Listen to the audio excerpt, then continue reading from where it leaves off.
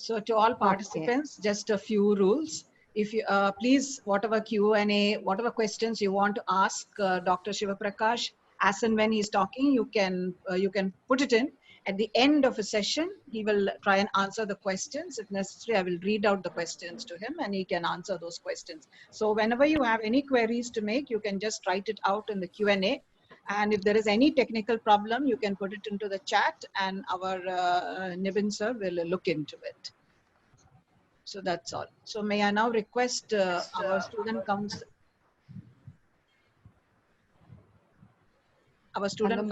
to introduce the chief guest. Welcome and introduce the chief guest, Revati. Yes, ma'am. Good evening to all. A warm welcome to you all for this wonderful session. This pandemic is new for us, but we are getting used to it. Initially, we were in the denial and anger stage, but now we have moved on to the acceptance stage and started accepting the situation. Even though we have started accepting the current situation, we are not able to predict what next and how future is going to be. This uncertainty has created a lot of stress and anxiety in all of us. To educate us on how to face and handle and overcome this situation, we here now have Dr. Shiva Prakash Srinivasan with us. Dr. Shiva Prakash Srinivasan is a practicing child, adolescent, and adult psychiatrist in Chennai. He has studied in Madras Medical College, AIMS, New Delhi, and in United States. He works in various NGOs providing care for persons with mental health problems, doing research, and engaging in teaching about mental health to others. He has been working with SCARF in developing and sustaining a youth mental health program with aspects of clinical care, prevention, and promotion of mental health through the RIMS, that is Resource Center for Youth Mental Health. Dr. Shiva Prakash Srinivasan is an avid cyclist and runner and fancies himself to be a reasonably good cook. Really, your wife is very lucky, sir. Once again, I welcome you, Doctor, to take over this session, and I'm handing over the session to you. Thank you so much for being with us here. Thank you so much, ma'am. Thank you, Madam Revati, Dr. Anita, for kindly having invited me over to come and talk today. So as you laid the background very clearly that things aren't particularly going our way with this lockdown and this pandemic. So I figured we would need to talk about how are we going to manage and deal with this as time goes by, and basically try to address a few of the emotional issues that would come as a result of this. So what I'm going to go ahead and do is I'm going to go ahead and stop my video. You can still, can everybody see my screen? If anybody can give me a thumbs up on. Yes, we are able to. Brilliant. Okay. So, so basically, we would like to talk about how are we going to manage anxiety and stress. And this is extremely essential in this time, primarily because as this lockdown keeps extending, each one of us have started developing newer and newer uncertainties. So I would like to go ahead and let's kind of think about some of the issues. So the Q&A, the chat box is going to be open. So let me pose this question to you, the listeners, right? So as a physician, I am facing a different set of issues, right? What I'd like to know from you is what are the issues that you are facing? You can actually put it down in the chat box. Just go ahead and you can just say, what are the issues that you're facing? Anybody?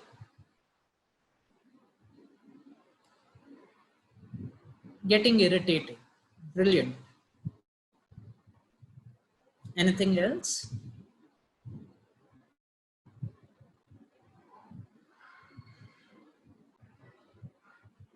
Excellent. Fear and worries. Okay. Mm-hmm. Sleeplessness. Right. Okay. So, somebody, right, feel like we are wasting all the time. Um, Lots of tensions to be dumped. Okay. Brilliant. Oh, okay. So, let's see. You mentioned your issues. I thought this was a major issue. A person after my own thought, pressure to attend all the online events possible, and in the end you end up becoming, how do I say, so stressed that you don't pay attention to any of the online events. So I'm going to keep this simple and short, right? And thank you all so much for participating, right? It makes no sense trying to just sit and me talk and everybody listen. Now you have a chance to actually say this. And I think one of the major issues that we are facing is both social and physical distancing. See, the word that keeps getting thrown about a lot is social distancing. Whereas in actuality, we are trying to only achieve physical distancing. 6 feet distance doesn't mean that I shouldn't be talking to you 6 feet away. But the problem is we end up staying cooped up within our own houses. And so actually the physical distancing ends up becoming social distancing, right? And that is a major issue. Uncertainty about the current scenario. Some of you are experiencing some of these problems. Uncertainty about the future. So not only am I bothered about how am I going to show up for my exams or what happens to my last semester exams, but I don't even know what's going to happen right after I pass my exams, if there are any exams, right? There's a huge amount of distractions. I mean, each one of us thought that, okay, when I'm at college, I'm going to have to deal with my friends, I'm going to have to deal with the bullies, I'm going to have to deal with my teachers, I'm going to have to deal with silly assignments and whatnot, right? But little did we realize that we have so many distractions at home, right? And distraction could be as something as simple as your Instagram account giving you a notification that somebody posted a message, to something as complicated as, how do I say, you turning on the TV and suddenly you see that there are 2,000 cases in Chennai and 54 people dead, right? So all of a sudden, the distractions can be huge. There's a lack of physical activity, right? And I can see that lots of us individuals have talked about, how do I say, uh, not being able to sleep and so on. Well, if you don't sleep, you're not going to be able to, I mean, if you don't get any physical activity, getting sleep is going to be next to impossible. And there is a lack of schedule. It's interesting that somebody mentioned, Madhumita mentioned something like, with online classes piling up, we are not able to concentrate as much as we do in direct classes. There's also an issue over here that when you had face-to-face classes, you had 5 minutes for your brain to relax in between the classes. It was never that one professor would walk out just as the second professor was walking in. Over here, the moment you log out of one Zoom meeting, the very next second you have to log into the next one, right? So there is a lack of schedule for you to do getting up, taking care of yourself, taking a break, taking a walk. But there is also a jam-packed schedule where you don't have time to even breathe, right? And these are major issues. And these two affect us. Somebody had mentioned it's boring. can't deal with this, sitting in front of the computer or the phone constantly. There are fears and anxieties. So there are emotional responses to this.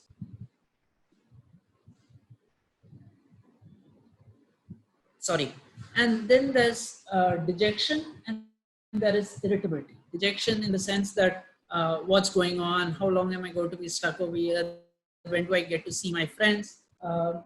What are they doing? Why are they sitting in their houses having fun? Why did that person post that Instagram photo today saying that I did this and I did that, whereas I'm sitting here and doing nothing, right? Lacking and lagging in focus. This is again something that's important. Many a time we associate places with things, right? So if I say library, you think in the chat, if I say library, you think? Anybody? Silence. If I say theater,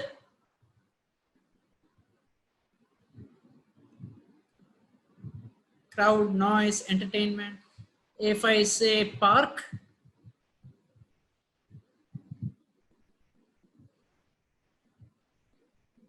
if I say home,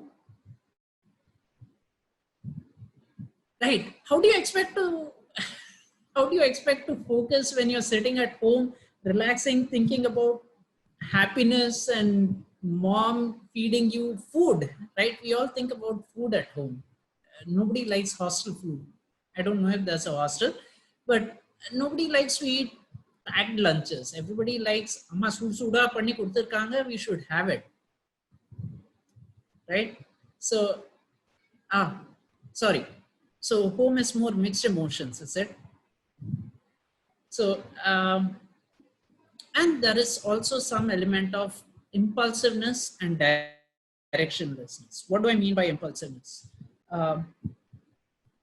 I saw somebody who posted a video of having done 50 push-ups, right? So today I've decided I'm going to do 50 push-ups. Well, if you haven't done 5 push-ups before now, 50 push-ups is not going to be possible. Or you might push yourself and get somehow that 50 push-ups in, but tomorrow morning you won't be able to scroll the mouse down for all that I know, right? So there is a lot of impulsiveness. We are not thinking through things. The other way that this manifests itself is mostly in the form of, how do I say? Mostly in the form of buying or stuff. So each one of us has a smartphone or a laptop. So we end up buying random stuff which may not be necessary or which we may not use in the long term altogether, right? Then there is also an element of directionlessness.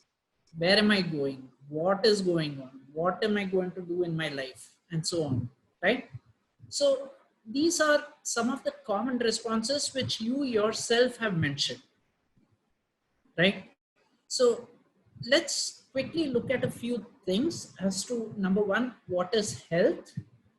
I'll quickly go over these few slides and then we'll talk a little bit about it. Health has got to do with physical health. It has something to do with emotional health, and it has something to do with social health, right?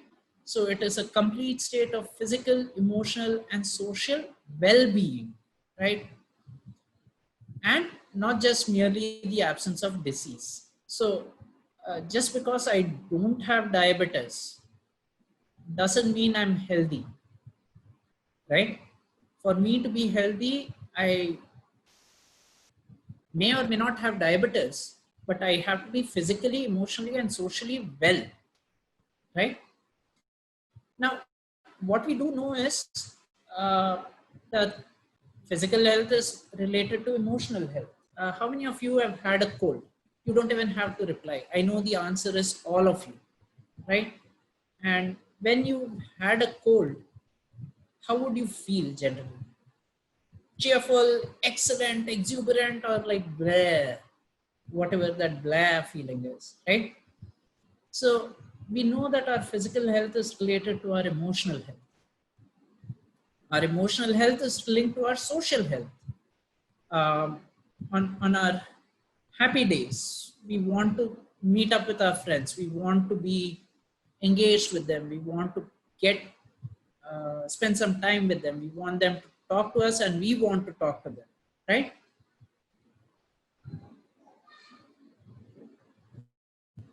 Sorry. On the other hand, on our down days, we don't want to do that. On the flip side, on our down days, when we do have a friend to confide in, our emotions do feel better, right? And then we've got physical health, which is linked to social health. How many of you have been forced to do like or how many of you have actually played with your friends when you were young?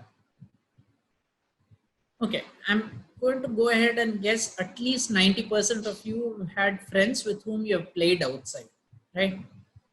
Playing has everything to do with how well you interact with your friends, and also how well you're able to sustain that play, right? And that is what we know, that physical health is also linked with emotional health. Why is this important, right? Because in order for us to address any one particular issue, let's assume I need to address my social health. One of the best place for young people to meet up other people is, say, in a park, or when you're running around a running track, right? Uh, Generally, your emotional health is also good at that time, so you might be interacting better also. Similarly, in order for us to take care of our emotional health, we have to take care of our physical and our social health also. So how do we address these? And that's where the concept of positive mental health comes into play, right? Now, even though my topic was managing stress and anxiety, one of the important things to keep in mind is that each one of us is going to experience some sort of stress or otherwise, right? There's no person who has not experienced stress. It could be an exam, it could be talking in public, it could be coming and attending a webinar where the resource person makes you write answers on the chat box, right? Each one of this could potentially be stressful. So what we need to do is learn to figure out how are we going to address this and build up those skills, right? Positive mental health is a sort of foundation for us to not develop stress and anxiety, not develop anxiety, even though we develop stress. So what are the components of positive mental health? So there is a biological component, there is a psychological component, and there is a social component. Now, these are also the components of what we would call as mental illnesses. So there are biological, psychological, and social components of mental illnesses, but what we are trying to focus on are the positive mental health, biological, psychological, and social components of positive mental health. So let's start with the most important thing, which is sleep. So over here, I've put a few important things of what we would call as sleep hygiene, right? Now, many a time, what we do is we expect sleep to just happen. And guess what? Most children, most young ones that you would see, sleep just happens. They just go lie down and they are knocked out, right? But as we grow older, right, we tend to forget that sleep is only part biological. It also has a significant behavioral component, right? So if you guys remember when you were young, right, it would invariably be that one of your parents would come, ensure that you go to the bathroom before you go to sleep, ensure that you are told a story, you would snuggle, right? You would have some small chit chat, And after that, you would go to sleep, and you would go to sleep around the same time each day, right? And the next day morning, whether you liked it or not, your parents would wake you up around the same time because you had other things in your life, right? Now, one of the big things that we are noticing right now is that, oops, just a second. Oops. Okay. So one of the big things that we are noticing right now is that people do not have a standard sleeping time or a waking up time. So I'm just going to go ahead and mark this. Would you agree that we don't have a standard time to go to bed or a standard time to wake up? Most of the time, because we don't have to get to our college bus at a particular time, we just choose to, the college starts at 8 o'clock. I can wake up by 7:55, wash my face. I can change my t-shirt, my bed t-shirt into a proper outside t-shirt, and I could just sit in my shorts and attend the class, right? So we don't have a standard time to go to bed or a standard time to wake up. Next important thing is this, which is do not put electrical appliances near your head. It has nothing to do with electrical waves or brain waves or anything. It just has something to do with accessibility, right? Accessibility is a very important thing. If your phone buzzes in the night and it's close to your head, you're more likely to reach up and check your message, right? Many a time, if your phone is even a simple thing, like it is, you have to get out of your bed, walk 5 steps to go pick up your phone, right? You wouldn't do it if it buzzes at night and you're half asleep, right? 9 out of 10 times we just stick it next to our head so that number one, we are able to hear the buzz, and number two, we actually have access to it, so we just pick it up, right? The next important thing that we have is, which is a problem, is this: take a walk before we go to bed in the fresh air. Now, the rules of physical distancing are very clear: no walking or you get a fine, right? If you're living in Chennai, then sorry. Now, how do we do this? But each one of us lives in a house which probably has a terrace. Yes, unless of course we are living in one of those sloping roof houses. If you are living in a house which has a sloping roof, you probably have space around your house to walk around. What we forget is we don't take up enough of that space and we just keep doing whatever we want to do. So these are some of the things which we can make a change, right? Create a routine around sleep, sleep in the dark, do not eat too much before sleep. Thankfully, with the lockdown, most people do not have access to alcohol and cigarettes. So that's a positive, right? And the rest are things which you can build upon.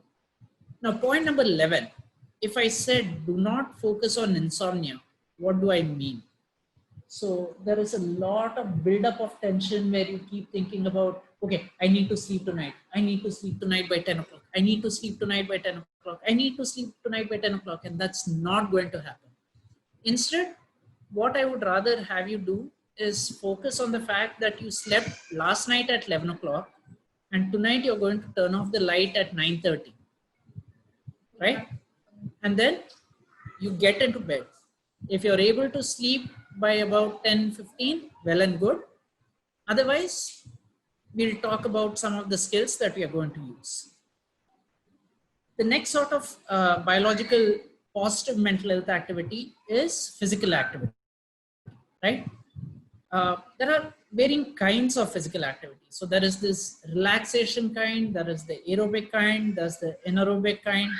The relaxation kind is what oldies do, right? Which is like stretches and yoga and breathing and meditation. So you guys don't need to do that, right? It helps. I'm not saying no, but you need to probably focus on something which is more aerobic, which is things like cycling and running. Now, the problem is most aerobic activities require a lot of space. And when you're unable to get that sort of space, you do what is called the anaerobic activity. These are generally high intensity and body part specific activities, right? So these are activities which will make you breathless. These are activities which will get your heartbeat really high. These are activities which will give you pain in specific muscle groups and not joints, right? And so that is an important thing. Now, again, when we start doing physical activity, we need to think about two other things, which is time and intensity. How much activity do we need, right? On an average, we require between 30 to 45 minutes of brisk physical activity every single day, right? Not relaxation, maybe aerobic, definitely anaerobic, right? And what about intensity? Remember that example about push-ups? If somebody who's used to doing 500 push-ups a day and they do 50 push-ups, that is pretty much useless for them, right? If you are an individual who doesn't have 5 push-ups and you try and push yourself and get 5 push-ups, that is high intensity for you. So don't ever compare yourself with what somebody else has put up on their Instagram page or Tumblr page or Facebook page, right? As to here's me doing 100 push-ups. Nope. Your 5 push-ups have more value than that person's 100 push-ups because you can manage to do only 5 as compared to that person who's doing 500, right? So don't chase your own tails. Focus on your abilities and build up on that. So half an hour to 45 minutes of brisk physical activity a day and good intensity. Okay, what about food? So there is diet quality. We've already talked or looked at diet quality. I mean, one of the best things about the lockdown is you do not have access to junk food, which is good. So already your quality is improved, right? Right. Next is diet timing. Many a time, since we do not have a regular sleep schedule, we tend to snack on junk at night, right? And that doesn't help either. It generally makes us feel, how do I say, groggy and helpless at times. Diet quantity, there is a saying which is you break your fast like a king, you have lunch like a prince, and you have dinner like a pauper, right? So diet quantity also has a huge bearing on the way we feel through the day. Now, are there special nutrients? Can I somehow magically tell you that this is the food which will help you feel less anxious and stressed throughout the day? The answer is no. Special nutrients in this particular case would be what I would call as rewards. Assume that you went ahead and did your physical activity and you are a person like me who craves sweets, right? I think one of the most important special nutrient that you can take is you can earn your sweet after you have done your physical activity. That's the reward for having done a good job. Social. We have got issues of interactions, interaction with peers, interactions with families, and interaction with others. Now, what do I mean by interaction with peers? Each one of us is pretty well connected on our social media pages, right? The issue is not everything what's on social media is necessarily what is going on in your peers or your friend's life, right? A snapshot of me smiling, taking a selfie, watching a movie, or having claimed to have done 100 push-ups is just a snapshot in time. It doesn't tell me about the rest of the 23 hours, 59 minutes, 59 seconds of my life, right? So don't just believe just the Instagram pages and a like or a thumbs up is not sufficient. The flip side of that is our family doesn't even get that, right? We end up spending almost all our time with our family because they are also unfortunately stuck with us. But then we don't acknowledge the kind of things that they do and we do for them. So it's just taken for granted. Mom, you'll cook for me. Dad, you will do the household chores. Younger brother, you will do this and I will do this. And we are done. There is no other conversation. And the other important thing is others, right? Social interaction with others doesn't have to be limited to just your peers and your family. There are a number of young individuals who are taking up a lot of volunteering. They are spending time helping, whether it be providing food to migrant workers, whether it be doing something as simple as taking care of the street dogs, right? There are a lot of ways that we can have other interactions, but right now we have kind of restricted ourselves. So again, when I say time, what I would like for us to see is actual face-to-face social interactions. Now, as a physician, I've got a few friends from SCARF also, right? And so one of the things that we have done is we have decided to have Zoom calls every week or once in 10 days. We fix a time and we all meet together on a Zoom call. And we try to do this face-to-face conversation rather than just sending WhatsApp messages of what's going on in my life and what's going on in your life, right? So fixing the time, spending time. So this same thing can be replicated within the family. I mean, there will be times when your mom is cooking and all that you need to do is go and stand in the kitchen. Maybe you could wash the vegetables for her while she does the cooking, right? That is positive time spent. So not the iPhone FaceTime, but real-time FaceTime really works, right? Next is the quality. Again, when you have dedicated the time, automatically you will get better quality. The only downside of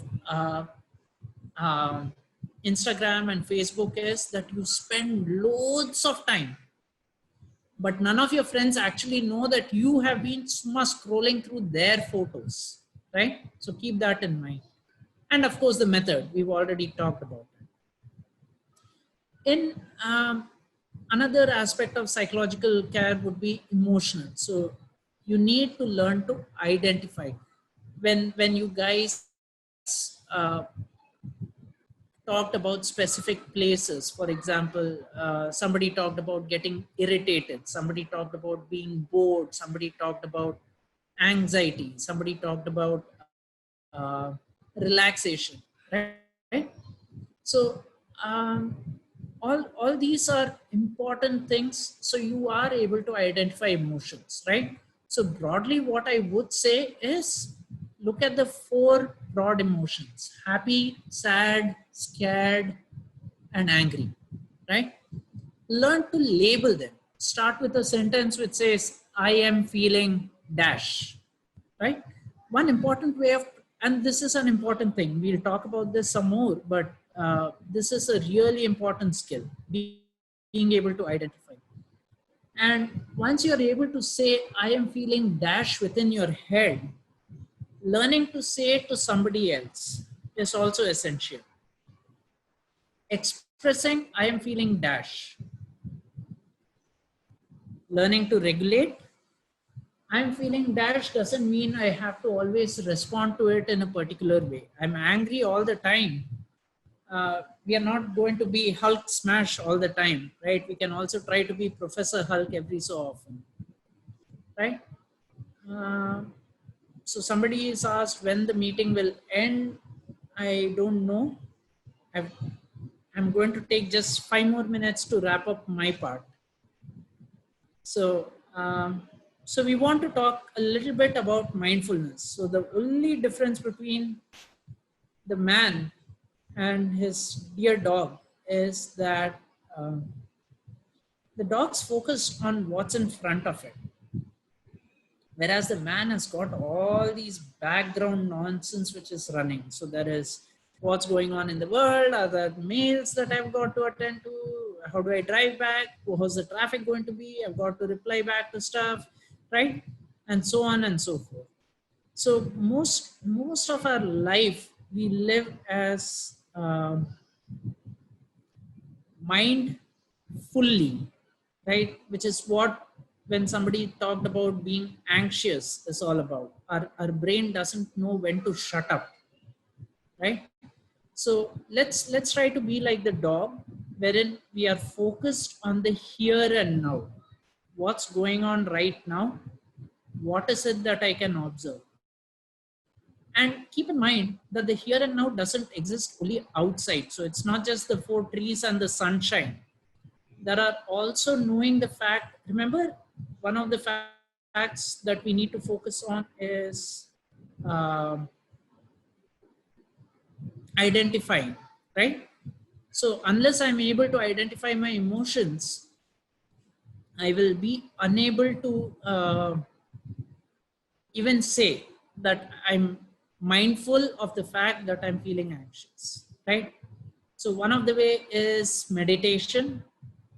Most of us find it terribly difficult to sit down and meditate, but meditation doesn't always have to be seated down, right? Have you ever, how do I say, gotten into the zone when you were doing something fun? It could be playing a game of badminton. It could be running on the street, like you don't even know where the time has gone, right? Meditation doesn't have to be always seated. Meditation is basically any activity that is done with a mindful presence. That is, you know what you're doing and you breathe and you balance your emotions at that point of time, knowing that this is what you're experiencing. There is awareness, and it helps improve your body and your soul if you believe in this way. Now, I'm going to wrap up with one important thing which I think will really help. Another important psychological task which really helps is called scheduling, right? What do we need to schedule? How are we going to do it? So one of the first thing is check out blocks of time, okay? Most of your lectures wouldn't be lasting more than 45 minutes, right? That's okay. And 45 minutes is a good time for you to actually schedule and say, this is what I'm going to do within these 45 minutes. Alternate between fun and necessary activities. Necessary activities do include household chores. Fun activities could be something like taking a walk. It could be something like sitting and chatting with your family. It could be something like playing a game with your sibling, so on. The next important thing that we've got is use of timers and focus mode. So I'm assuming that each one of us over here has access to a smartphone. And right now there is something known as a digital wellness app in most of the Android phones. And there is a digital wellness app, I think, even in the iPhones, right? And one of that important thing that it does is it gives you something known as a focus mode. So you can basically turn off all other activities of your time. I mean, for that period of time. So you can just set up a timer for say 45 minutes, keep your phone by the side, and guess what? It won't ring. It won't keep going buzzing constantly with all sorts of WhatsApp or Instagram or any other notifications. You'll have to separate time for sleeping and physical activity. This is an essential thing. 8 hours of sleep, 6 to 8 hours of sleep, and 30 to 45 minutes of brisk physical activity a day is an important component of scheduling. See, uh, one of the important problems with this COVID-19 problem is that we have not been able to schedule anything in our lives, right? We are not, everything is unpredictable. Now, unfortunately, we cannot change what's going on outside, but we can at least try to start changing a routine of what we can do right now, right? So that, oops, just a second. Okay, and so that brings us to the end of our talk. And now I'm going to open it up to questions. I have a statement here which says waking up late. Um, do you want to go ahead and expand on that?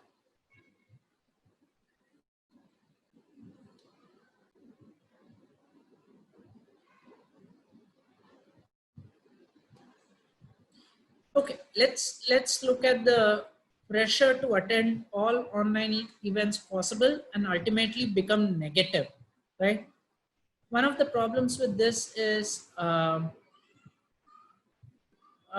that you're trying to do too much at the same time. So what I would ask you to do or try to do is try to be mindful. Okay.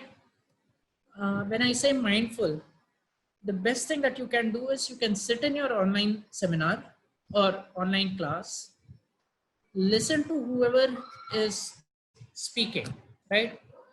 For example, I'm talking right now, you are listening to me. Try to see if there is something that I can take from whatever this particular individual is talking about, right? It could be uh, how do I clear out my sleep schedule? Do I like this 12-point uh, program for sleep hygiene that this person talked about? Where do I stick in my physical activity? Can I use scheduling? Whatever sticks with you, be able to say it back again. And what that will do is it will give you a chance to kind of focus on what you need to take from this. See, you go to a restaurant, you order food. The food is not to your liking, right? But you're already hungry. So what do? Do you just throw out the food and walk away? Or do you say, okay, fine, I'll eat the food right now, take what my body needs. It may not be what my body likes, but it's what my body needs. And once I'm able to take what my body needs, then I will go ahead and never come back to this restaurant ever again, right? So that's what being mindful is all about, right? Knowing that you can take a few things here and now and then let go of things which you don't need. Now, I've got 3 individuals who have raised their hands. So does anybody want to unmute themselves and ask a question or shoot a question in the Q&A?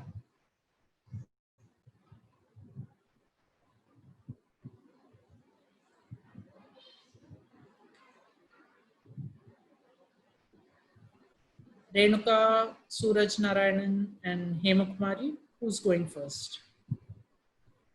How to overcome laziness? I'm sleeping all day.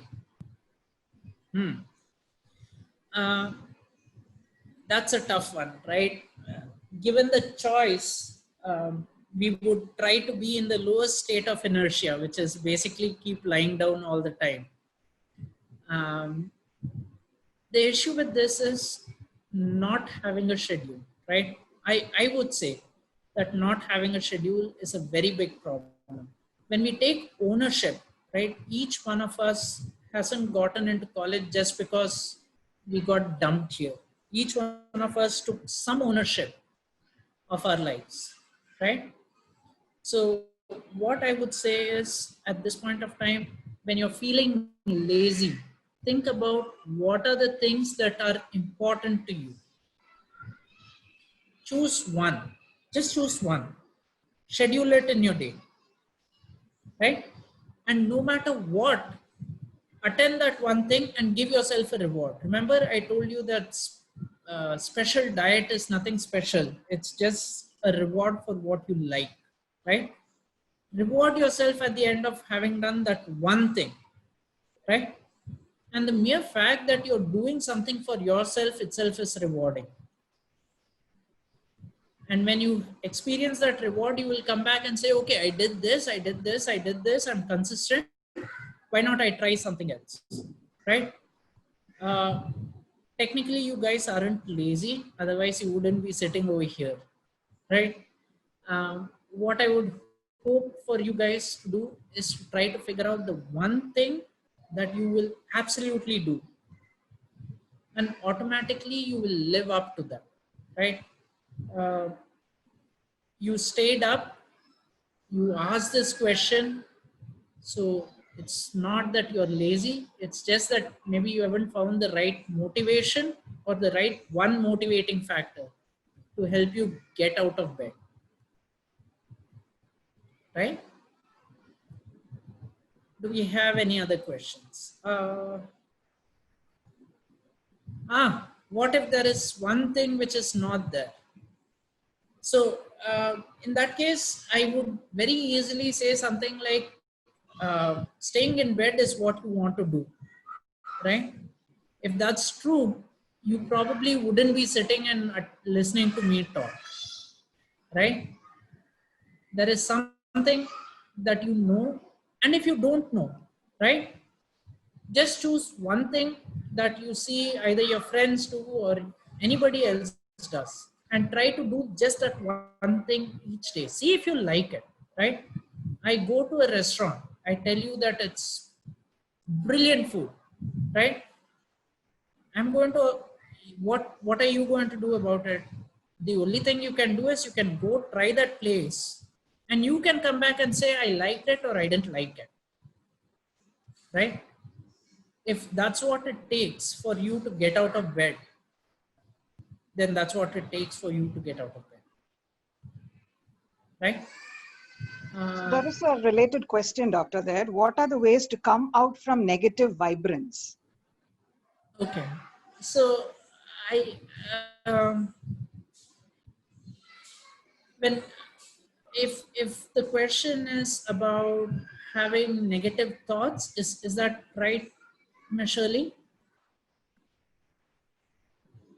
Are we talking about negative thoughts? Because I'm not entirely sure vibrations necessarily affect all of us the same way.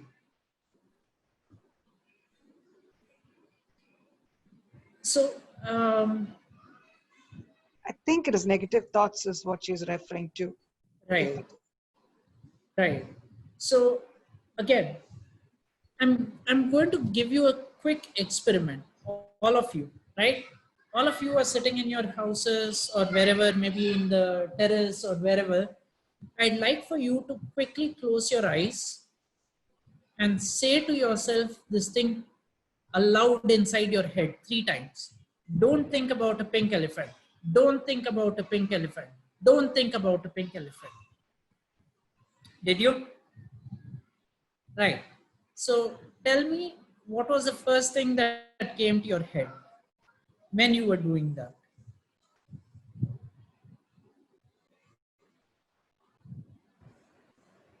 Thank you. Right. So, how many of you have seen the movie Kung Fu Panda? Right. So, Shifu comes and says, not Shifu, Oogway comes and tells Shifu that you tend to meet your destiny on the road that you tried, that on the road that you take to avoid it, right? So here's the thing. We are not going to sit here trying to avoid negative thoughts, right? Being mindful is a very important skill. And this is what I'm hoping. If I were to choose to acknowledge that I had a thought of a pink elephant or a black elephant or a dark place, because these aren't things which I want to focus on. I want to focus on the person sitting in front of me. I want to focus on uh, the book in front of me. I want to focus on, I don't know, meditating, my own breathing, right? So rather than going ahead and saying, I do not want this negative vibrations, right?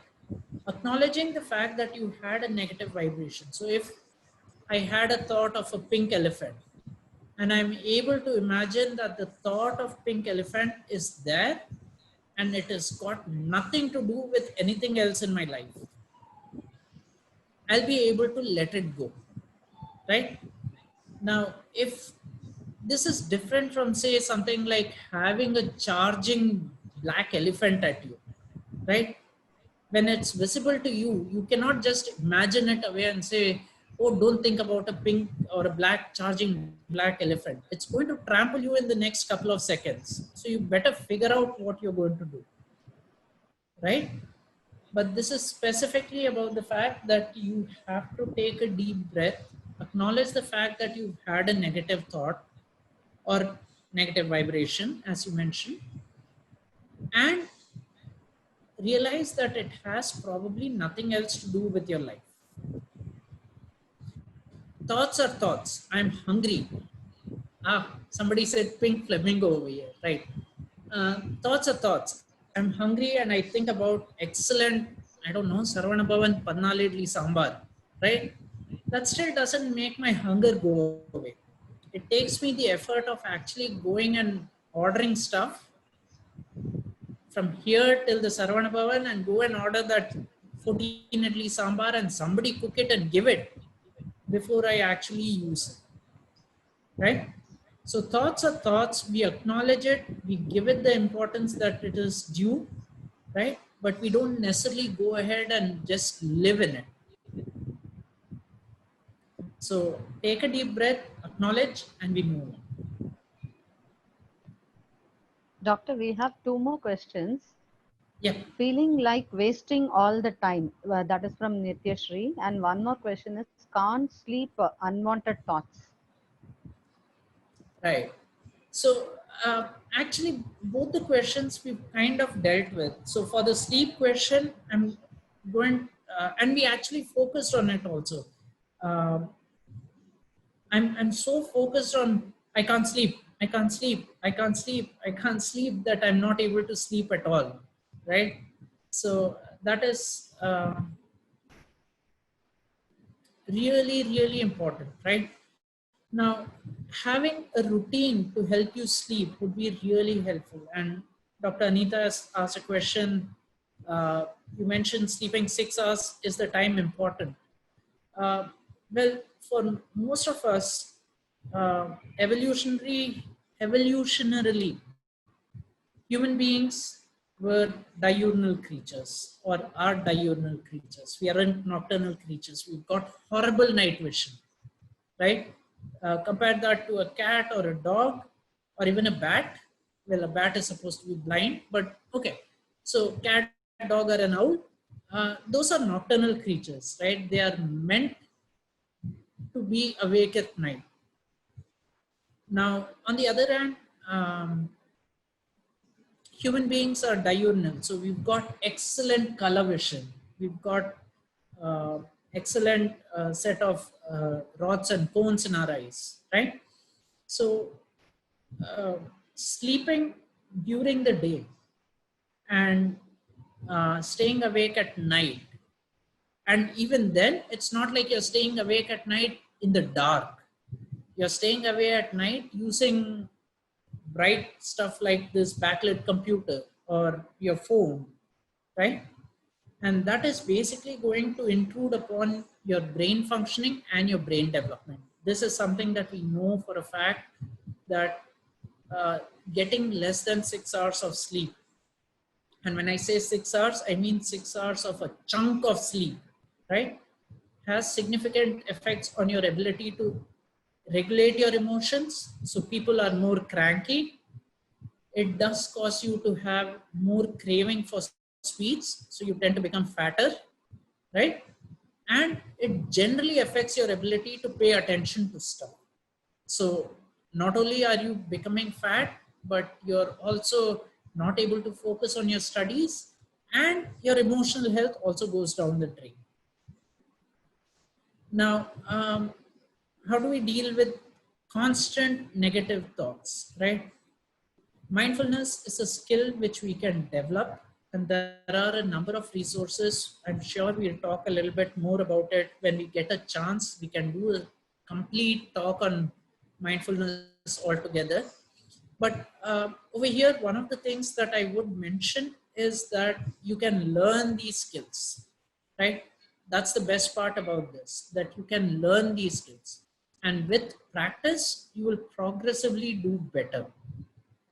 So I know that I pitched such a long time about Instagram and cried foul about it all this time, but you can find us at Ryms_scarf, RYMS_scarf on, yeah, I'm just going to put this in, on Instagram. And you can try to follow us. We are doing a number of activities, basically helping you learn some of these skills one day at a time. And what we would hope is that you're able to incorporate these skills into your real life, right?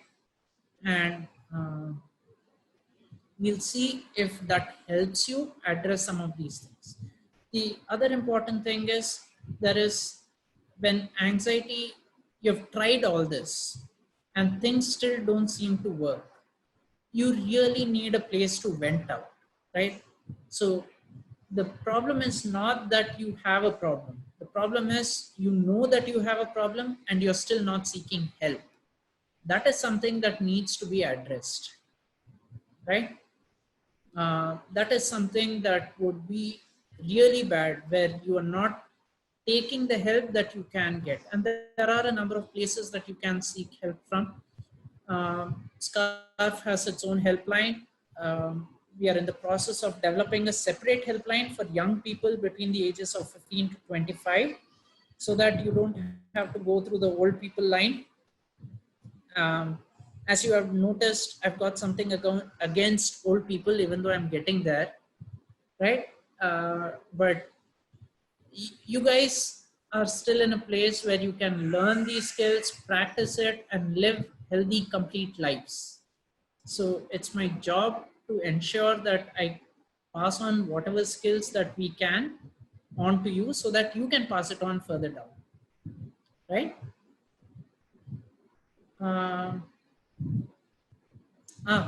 Okay, so there's one more question over here which says that I keep thinking that I need to change. I have a routine, but it always becomes a task for someday, right? Here's the thing. When I say I want to see change, right? We try to think about change as, today I'm a pauper, tomorrow I'm going to be a prince, right? That's going to happen in a Disney fairy tale, right? Story. It's not going to happen. So here's what we know about change. Change takes time. The mere fact that you're thinking about wanting to make a change is important, because that will help you make the change. Number two, in order for me to run, if I'm an infant, right, I have to learn to turn over and fall on my belly. I'll have to learn to crawl. I'll have to learn to pull myself up to stand. After that, I'll have to learn how to hold the wall and walk. Then I'll have to learn how to walk without support, right? And so on and so forth. It's a process. Change is a process. Now, one of the things that would really help is, if you want to make a change, start with one activity, just the one activity, right? I think I've already mentioned this. Choose any one activity and give yourself that time that tomorrow I'm going to do this one activity. And guess what? If you manage to do it, that's a success. If you're not able to do it, think about what prevented you from doing it. Was it too difficult? Was it too much? Was it, for example, um, my one activity for tomorrow is going to be, I don't know, cook a full meal for my family, right? And here I am, who doesn't even know how to boil water, right? So you're going to fail. And the moment you fail, you think to yourself, okay, I failed, I'm no good, I'm not going to do this, right? So, what should I do at such a point of time? What I should probably do is figure out if I really want to cook a meal. Then tomorrow morning, I'm going to choose the one thing of going and cleaning vegetables for my mom while I sit over there and see her cook, right? Now that's good enough for one day. What about day after tomorrow? It keeps going on and on. Unless you're able to practice crawling, you're never going to be able to run, right? You've already learned these skills, right? Right now, just because we are older, we magically think, because we think it should be. And the answer is not that. The answer is, because we think it, we have to make the first change today. And that's going to be important, right? There is a question about, I get anxious, frustrated over nothing sometime, and I take it down upon people around me, although they are not the actual reason, right? How do I handle this? Again, this is a brilliant question. It just shows how well aware you are of yourself, right? This is an important part. Remember about emotional intelligence, we talk about first identifying. Then you have to be able to express it, right? Many a time we go from identifying, we go the other way, right? We start from expression. So I've shouted whatever I had to shout. And then I think to myself, did I need to shout, or was I actually scared about something else, right? Keep this in mind. Your best friend is going to be still yourself, right? You live 24/7 within your head. Every other one of your friend comes, visits, goes, right? So if I weren't talking to my own best friend, who should I be talking to, right? So start with being able to say to yourself, here is what I'm experiencing at this point of time, right? It's a process. One important task that I give some of the people that I work with is set an alarm, random time, okay? When the alarm rings on your phone, stop, say to yourself, I am feeling dash at this point of time, right? Do this 3 times a day. So basically what you're doing is you're running away from that mindless life of yours wherein you're doing stuff on autopilot, and you move into a very mindful life where you're actually acknowledging that at this point of time, I'm experiencing this, right? And this is the practice session for as things go by. So eventually there will be a point of time where you would be able to say, Mom, I'm scared of this upcoming exam. Stop bugging me right now. Rather than, Mom, you're stupid and you're interrupting all my things, right?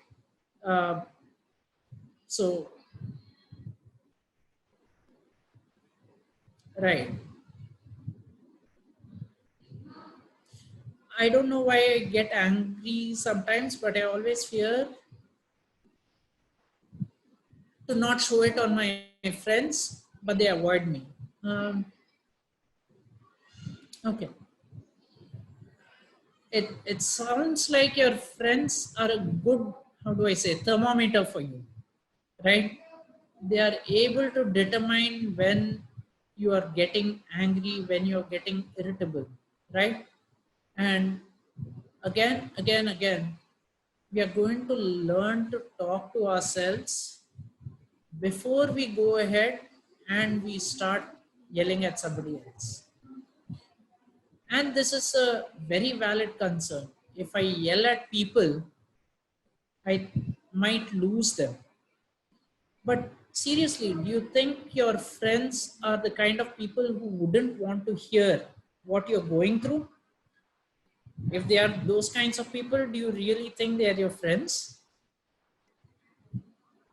Speak with your friends. They're probably going through the same thing that you are going through.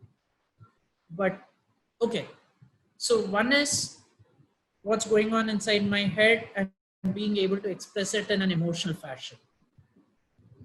Try to do this. Try to start off a sentence with, I am feeling this, or I would like for something, right? Rather than going to your friend and saying, you're stupid, you don't ever listen to me, right? Saying something like, I would like to speak with you is a very good way to get people to talking to you, right? And trust me, uh, you ask for help, your friends are always there for you, right? More or less, not right before the exams maybe, but then you've got other support also. And that's where asking for professional help helps, right? Okay. Looks like we are running out of questions or everybody is out of thirst. I think we are also on time. So if there are no questions, then I would like to thank, and I think it's a good note to end on, that you can, always ask, talk to your friends, and then talk to an adult that you trust or seek professional help. But that any friend will be very happy to talk if, you tell them that there is something that's troubling me or bothering me and I want to talk about it. So I think that's a strong note to finish the session on. And I would like to thank Doctor for being with us for this 1 hour, for accepting the invitation that we, gave to you, and for being with us and for answering all the questions. And I'm sure that my students have taken away something from this session, and it's something that they can build on. And they can always, Absolutely. talk to somebody over this. So thank you so much, Doctor, for being with us. Thank you. My pleasure. Thank you all. Have fun. Bye.